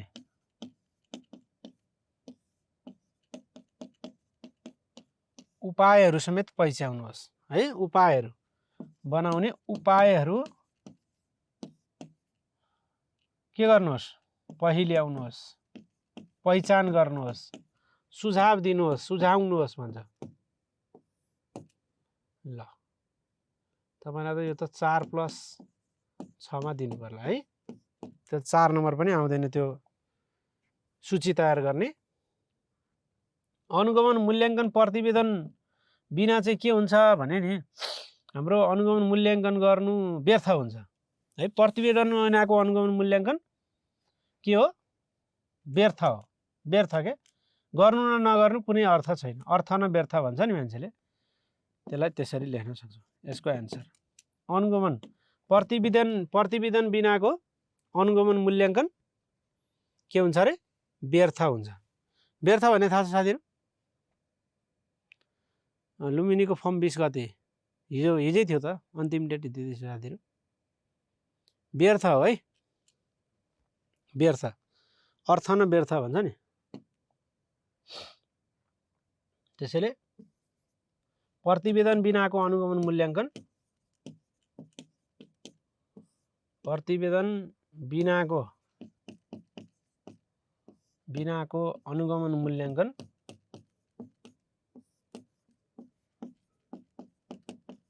के हो, व्यर्थ हो। व्यर्थ हो, व्यर्थ जस्तै हो है। अथवा भनौँ फकट हो, फकट भन्छ नि, त्यसै केही नै त्यो चाहिँ काम नलाग्ने हो है। अनुगमन मूल्याङ्कन गर्नु र नगर्नु उस्तै हो भनेर भन्छु, व्यर्थ है। अब अनुगमन मूल्याङ्कन प्रतिवेदन भने के हो, एक लाइन त लेखिदिनै पर्यो। अनुगमन मूल्याङ्कन प्रतिवेदन भनेको के हो, कहिलेकाहीँ नभन्यो भने पनि हामीले लेख्न सक्छौँ। अनुगमन मूल्याङ्कन प्रतिवेदन भनेको के हो हैन। अनुगमन मूल्याङ्कन गरिसकेपछि हो नि त यो त। त्यसैले अनुगमन के अनुगमन, नीति हैन, योजना, कार्यक्रम तथा आयोजनाको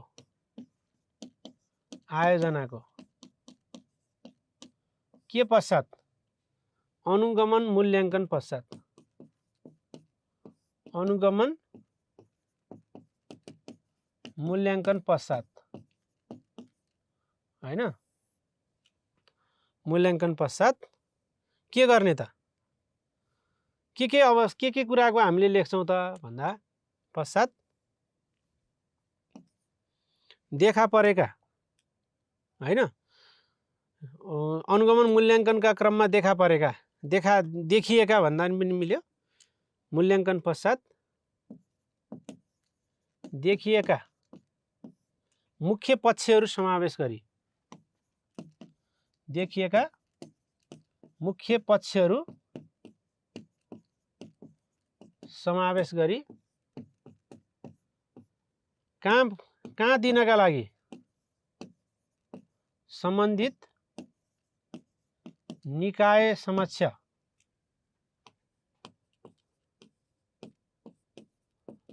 पेश गर्नका लागि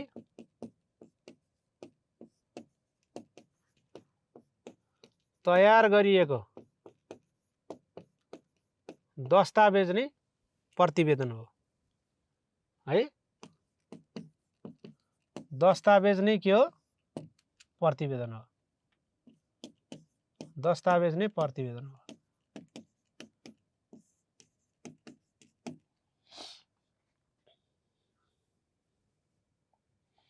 हो अनुगमन मूल्याङ्कन पश्चात देखिएको मुख्य पक्षहरू समावेश गर्ने हैन र सम्बन्धित समक्ष पेश गर्नका लागि तयार गरे। अब किन तयार गरे त भन्दा सम्बन्धित निकाय समक्ष पेश गर्नका लागि तयार गरेको एउटा दस्तावेज प्रतिवेदन हो।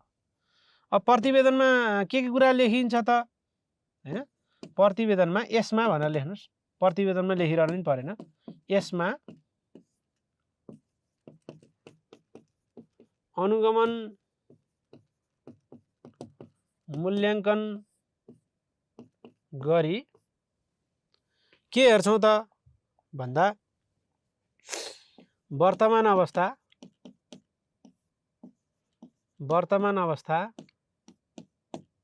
हो, समस्या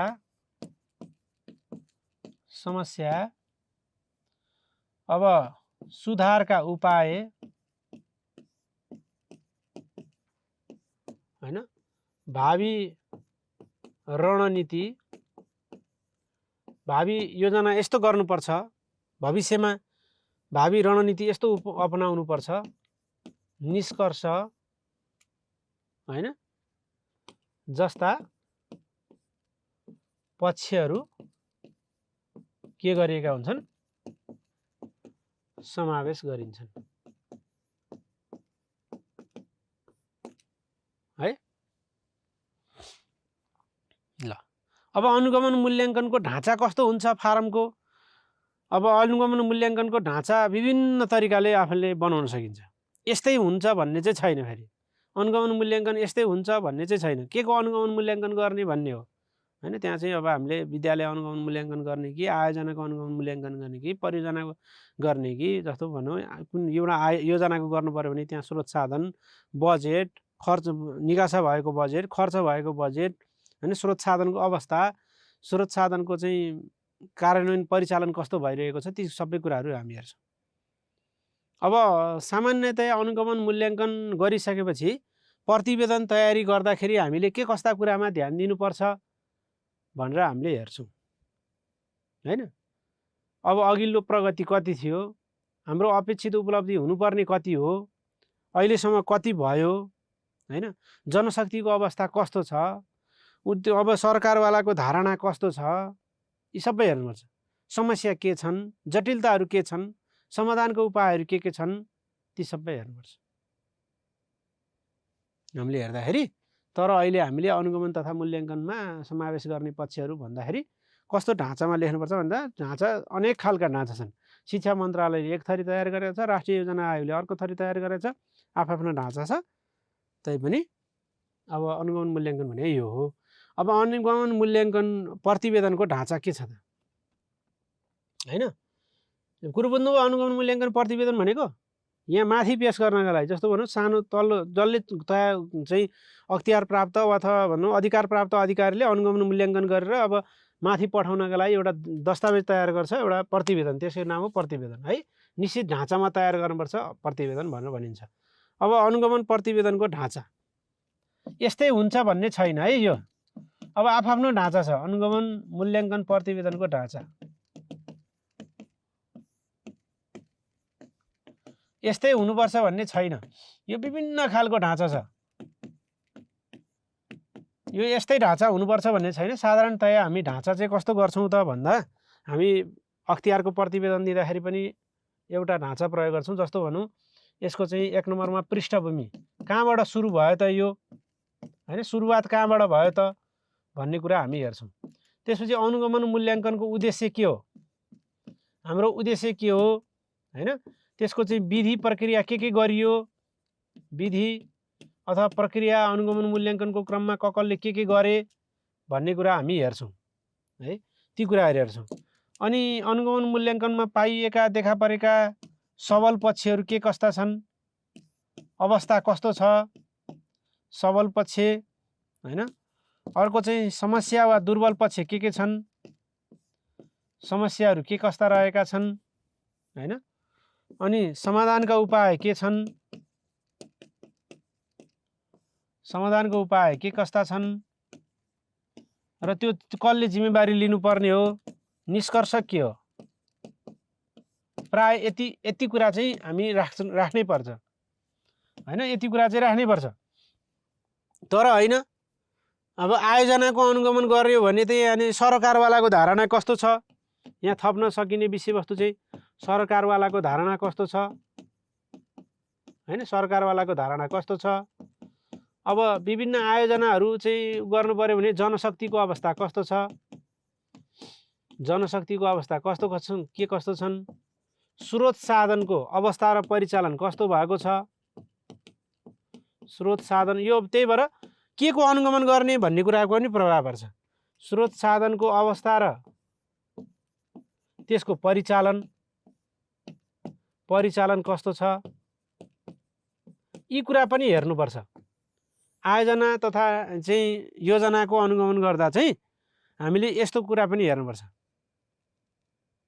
अनुसूची भने चाहिँ लास्टमा हामीले तालिकाहरू राख्छौँ, कुनै फर्मेटहरू जस्तो अनुगमनमा प्रयोग गरिएको चाहिँ फारमहरू राख्न सक्छौँ। अनुसूची भने चाहिँ त्यो फारमहरू लास्टमा हामी फारम सारम अनुसूचीहरू राख्छौँ हैन। फारमहरू यो फारममा प्रयोग गरेको अथवा अनुगमनको क्रममा देखा परेका फोटाहरू भनेर लास्टमा राखिदिन्छ। कुरो बुझ्नु नि हो। अब यो अनुगमन प्रतिवेदन भने त फेरि अब जस्तो आयोजनाको अनुगमन गर्यो भने त्यहाँ बजेट कति थियो त्यो पनि हेर्नुपर्छ नि, वित्तीय अवस्था कस्तो थियो, 20 हो 20 है, वित्तीय अवस्था कस्तो थियो, कति निकासा भएको थियो, कति अहिलेसम्मको वित्तीय प्रगति कति थियो, कति छ, यी सबै कुरा हामीले हेर्नुपर्छ। तर प्राय हामीले हेर्नुपर्ने विषयवस्तु चाहिँ यो चाहिँ साधारण अनुगमन गर्नु पर्यो भने पनि हामीले के गर्छौँ त, यो चाहिँ हेर्छौँ। जस्तै साधारण अनुगमन गर्नु पर्यो भने सबभन्दा पहिला पृष्ठभूमि के हो हैन, पृष्ठभूमि के हो, त्यसको चाहिँ उद्देश्य के हो, विधि प्रक्रिया कसरी गरियो, तथ्याङ्क सङ्कलन कसरी गरियो हैन, मूल्याङ्कन अनुगमन मूल्याङ्कनको सीमाहरू के थियो, सीमाहरू पनि भनिन्छ कहिलेकाहीँ, सीमा यति मात्रै क्राइटेरिया मात्रै हामीले अनुगमन मूल्याङ्कन गर्यौँ, त्योभन्दा बाहेकको विषयवस्तु चाहिँ हामीलाई थाहा छैन है, त्योभन्दा बाहेकको कुरा हामीलाई थाहा छैन भनेको त्यो सीमाहरू भनेको हैन।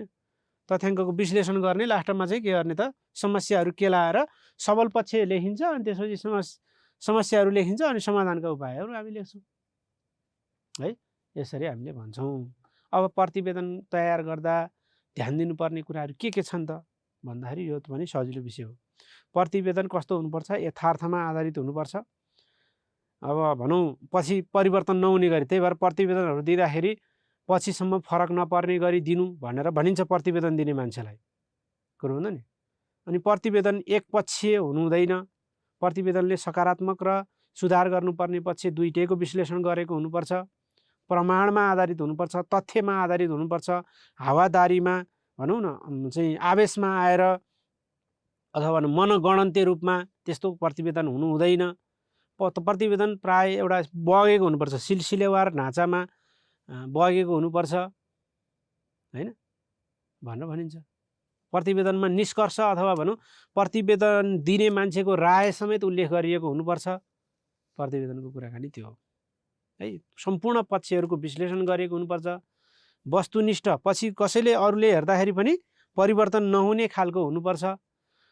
प्रतिवेदन छोटो हुनुपर्छ, फेरि लम्बे तम्बे भाषाले मात्रै घुमाउने हुनु हुँदैन। प्रतिवेदन छोटो हुनुपर्छ तर पूर्ण हुनुपर्छ है भनेर भनिन्छ है। ल प्रतिवेदनलाई प्रभावकारी बनाउने उपाय भन्यो भने प्रतिवेदन कस्तो हुनुपर्छ भन्ने एन्सर त्यो हुन्छ। प्रतिवेदन कस्तो हुनुपर्छ रे साथीहरु, प्रतिवेदन कस्तो हुनुपर्छ भन्नेको एन्सर र प्रतिवेदन तयार गर्दा ध्यान दिनुपर्ने कुराहरू भन्यो भने एउटै हो। प्रतिवेदन तयार गर्दा स्पष्ट हलो इफेक्ट नपारिकन, पूर्वाग्रही नभइकन, हैन, प्रतिवेदन संक्षिप्त हुनुपर्छ, छोटो, संक्षिप्त वा छोटो तर पूर्ण हुनुपर्छ। प्रतिवेदन वस्तुनिष्ठ, पछिसम्म फरक नपर्ने हुनुपर्छ। अर्काले हेर्दा पनि फरक नपर्ने खालको प्रतिवेदन हुनुपर्छ। प्रतिवेदन तथ्यमा आधारित भएर, तथ्यपरक अथवा यसलाई के भन्न सकिन्छ, तथ्याङ्कमा आधारित, प्रमाणमा आधारित प्रतिवेदन हुनुपर्छ। मनगढन्ते, हावादारी, अफवाहमा आएर प्रतिवेदन लेख्नु हुँदैन। पूर्वाग्रही रहित हुनुपर्छ। पूर्वाग्रही रहित प्रतिवेदन हुनुपर्दछ। प्रतिवेदन दिने मान्छेले अलि सोचेर, जिम्मेवार र जवाफदेही भएर प्रतिवेदन दिनुपर्ने हुन्छ। प्रतिवेदन पूर्ण हुनुपर्छ, है, समग्र पक्षको विश्लेषण गरिएको हुनुपर्छ। समग्र पक्षको विश्लेषण गरिएको हुनुपर्छ। एकपक्षीय हुनु हुँदैन। के भनेको? एकपक्षीय, एउटा पक्षलाई मात्रै नराम्रो देखाएर प्रतिवेदन लेख्न हुँदैन। त्यसैले समग्र पक्षको विश्लेषण गरिएको हुनुपर्छ। स्पष्ट ढाँचामा हुनुपर्छ। स्पष्ट, सिलसिलेवार, बगेको हुनुपर्छ प्रतिवेदन भन्छ क्या। पढ्दै जाँदा चाहिँ बग्ने, बुझ्ने, सरल भाषामा प्रतिवेदन हुनुपर्छ। त्यही भएर स्पष्ट, सिलसिलेवार र निश्चित ढाँचामा हुनुपर्दछ। निश्चित ढाँचामा हुनुपर्छ। सबैले बुझ्ने, सरल भाषाको प्रयोग गरिएको हुनुपर्छ। सबैले बुझ्ने सरल, हैन, दुई भाषी प्रयोग गर्न हुँदैन। दुई थरी अर्थ लाग्ने खालको, हैन, प्रतिवेदन हुनु हुँदैन। प्रतिवेदन चाहिँ कहिलेकाहीँ अस्तितिर एउटा प्रतिवेदन आयो एउटा केसमा, त्यसमा एक थरी मान्छेले होइन चाहिँ अब के भयो, फ्री भयो भने, अर्को थरीले होइन मान्छे दोषी भयो भने मान्छे दोधारी भयो क्या। एउटै प्रतिवेदनमा पनि दुई थरी कुरा भयो भने त्यसमा के हुन्छ त, प्रतिवेदन दुई थरी अर्थ लाग्यो भन्ने हुन्छ। त्यसैले कहिले प्रतिवेदन त्यस्तो हुनु हुँदैन। सबैले बुझ्ने, सरल, स्पष्ट भाषाको प्रयोग गरेको हुनुपर्छ। दुई थरी अर्थ लाग्ने खालको प्रतिवेदन हुनु हुँदैन, हैन। सरल भाषा अथवा भन्दा शब्दको प्रयोग गरिएको हुनुपर्छ। सबैले बुझ्ने हुनुपर्छ प्रतिवेदन, हो, जसले पनि बुझ्ने खालको हुनुपर्छ। प्रतिवेदन भनेको चाहिँ भविष्यमा त्यो काम लाग्ने खालको होस्। भावी रणनीति समेत सुधारका उपाय समावेश गरेको हुनुपर्छ। सुधारका उपाय र निष्कर्ष समेत समावेश भएको हुनुपर्छ। निष्कर्ष अझै भनौँ प्रतिवेदकको राय समावेश गरेको हुनुपर्छ। प्रतिवेदन भनेको राय बिनाको प्रतिवेदन फेरि त्यो व्यर्थ हुन्छ। उसको राय के हो त, निष्कर्ष के हो, त्यो समेत हुनुपर्दछ, है। प्रतिवेदन त्यस्तो हुनुपर्छ। स्पष्ट, सूचकमा आधारित भएको हुनुपर्छ। सरकारवालासँग पर्याप्त छलफल गरेर मात्रै प्रतिवेदन तयार गरेको हुनुपर्छ। सरकारवालासँग छलफल, परामर्श लिएर प्रतिवेदन तयार गरेको हुनुपर्छ। परामर्श लिएर प्रतिवेदन तयार गरेको हुनुपर्छ, हैन। यसरी भनिन्छ प्रतिवेदन कस्तो हुनुपर्छ। प्रतिवेदन दुई थरी अर्थ लाग्ने हुनु हुँदैन। प्रतिवेदन छोटो हुनुपर्छ तर पूर्ण हुनुपर्छ। प्रतिवेदनमा सबै पक्ष समावेश गरिएको हुनुपर्छ। यथार्थपरक हुनुपर्छ, तथ्यपरक हुनुपर्दछ, है, जसले पनि त्यसको विश्लेषण गर्न सक्ने खालको हुनुपर्छ, हो कि हैन। प्रतिवेदन राय, सल्लाह, सुझाव समेत उल्लेख भएको हुनुपर्छ। निष्कर्ष र राय समेत समावेश भएको हुनुपर्छ। प्रतिवेदन त्यस्तो भयो भने सबैले पढ्न सक्ने, अध्ययन गर्न सक्ने खालको हुनुपर्छ। प्रतिवेदन तार्किक पनि हुनुपर्दछ भन्ने भन्छन्, हैन। तर्कसङ्गत हुनुपर्छ, हैन, तर्कसम्मत, अनर्थ लाग्ने खालको, हैन, आवेशमा आएर प्रतिवेदन दिन हुँदैन। यो कुराकानी त तपाईहरुलाई थाहा नै छ, हैन त। यस्तो हुनुपर्छ प्रतिवेदन भनेर भनिन्छ। प्रतिवेदन एउटा ढाँचामा तयार गरिएको हुनुपर्छ। प्रतिवेदन तथ्याङ्कहरू राख्नुपर्छ। प्रतिवेदनमा आवश्यक परे फोटाहरू हैन तथ्याङ्कहरू समेत समावेश गर्नुपर्छ भनेर भनिन्छ। यो प्रतिवेदन कस्तो हुनुपर्छ भन्दा यस्तो हुनुपर्छ भनेर भन्छौँ। ल प्रतिवेदनको विषयवस्तु पनि सकियो। अब हामी अब लगभग यति नै हो हैन। प्रतिवेदनमा चाहिँ समस्या के छ भन्दा यही जे छैन नि त्यो सबै प्रतिवेदनका समस्या। जस्तो भनौँ न हाम्रो प्रतिवेदन यस्तो हुनुपर्छ भन्यो नि, अब नेपालमा समस्या के छ भनेर भन्यो भने जे हुनुपर्ने त्यही छैन, सकियो हैन। प्रतिवेदनमा के कुरा छैन त ऊ प्रतिवेदन दोधारे छ, प्रतिवेदन सरल भाषामा लेखिँदैन, प्रतिवेदन तर्कसम्मत हुँदैन, एउटाले दिँदा एउटा प्रतिवेदन अर्कोले दिँदा अर्को प्रतिवेदन हैन, मान्छे पिच्छे पूर्वाग्रही भएर यथार्थपरक नभइकन, सूचना प्रविधिको प्रयोग नगरिकन, फिल्डमा नगइकन, सरकारवालाको सहभागिता नभइकन विज्ञले प्रतिवेदन दिने होइन, अर्कैले दिन्छ प्रतिवेदन हैन। विज्ञसहित विज्ञको सहभागिता बिना नै प्रतिवेदन दिने यस्तो समस्या छ। ढाँचाको प्रयोग गरिएको हुँदैन हैन। प्रतिवेदन पनि कस्तो छ त भन्दा राम्रो छैन भनेर यसको समस्या आयो भने नेपालमा समस्या सबभन्दा सजिलो क्वेसन हुन्छ है त। ल अब हामी भोलि आयोगको प्रतिवेदनबाट सुरु गर्छौँ। तपाईँहरूलाई अलिक जटिल विषयवस्तु लाग्छ यो आयोगको प्रतिवेदन भन्ने। भोलिबाट आयोगको प्रतिवेदन हुन त हाम्रो फर्स्ट पेपरमा पनि छ यो, सेकेन्ड पेपरको विशेष गरी साथीहरूलाई अब कोशी प्रदेशका साथीहरूलाई 4 एकाइमा छ, अन्य साथीहरूलाई 5 एकाइमा छ गरे होइन यो। ल यो प्रतिवेदन आयोगको प्रतिवेदन जुन हामीले 11 सालको प्रतिवेदन, अर्को 2028 सालको प्रतिवेदन र 2049 सालको प्रतिवेदन, यो 3टा प्रतिवेदन चाहिँ विस्तृत पढ्नुपर्छ।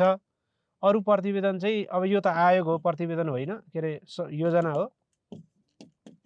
हो होइन। योजनाको भिडियो तपाईँलाई हिजो तपाईँहरूको क्लास भएन। यहाँ मैले के गर्ने त भन्दाखेरि एउटा भिडियो तपाईँलाई राखिदिएको पनि छु, हेर्नुभयो युट्युबमा हेर्नुभयो प्रतिवेदनको, मैले पेजमा पनि सेयर गरिदिएको थिएँ है, एकचोटि त्यो पनि हेर्नु होला। राष्ट्रिय शिक्षा पद्धतिको योजनाको बारेमा हिजो एउटा थोरै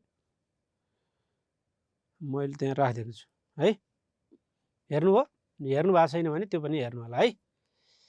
होइन जुमबाट सधैँ आउनुपर्ने होइन, अब यहाँ आज चाहिँ अलिकति यो एप्समा अलिकति गडबड भएर हो, भोलिबाट मिलिहाल्ला। हामी आयोगको प्रतिवेदन भोलिबाट सुरु गर्छौँ। त्यो अलिकति बाँकी छ तपाईँहरूको 4 एकाइ 5 एकाइमा आयोगको प्रतिवेदन भन्ने है। आयोगको प्रतिवेदन 2011, 28 र 49 बारेमा पढ्नु मात्रै भनेको छ, तर अब्जेक्टिभ भ्यूबाट हेर्ने हो भने सबै पढ्नुपर्छ। फेरि अब्जेक्टिभ भ्यूबाट हेर्ने हो भने 11 देखि हाम्रो 58 सालसम्मको प्रतिवेदनहरू याद गर्नुपर्छ है। ल आजलाई यति गरौँ, हुन्छ? हस्, नमस्कार। तपाईँहरूको समय स्वस्थ व्यस्त मस्त रहोस् है।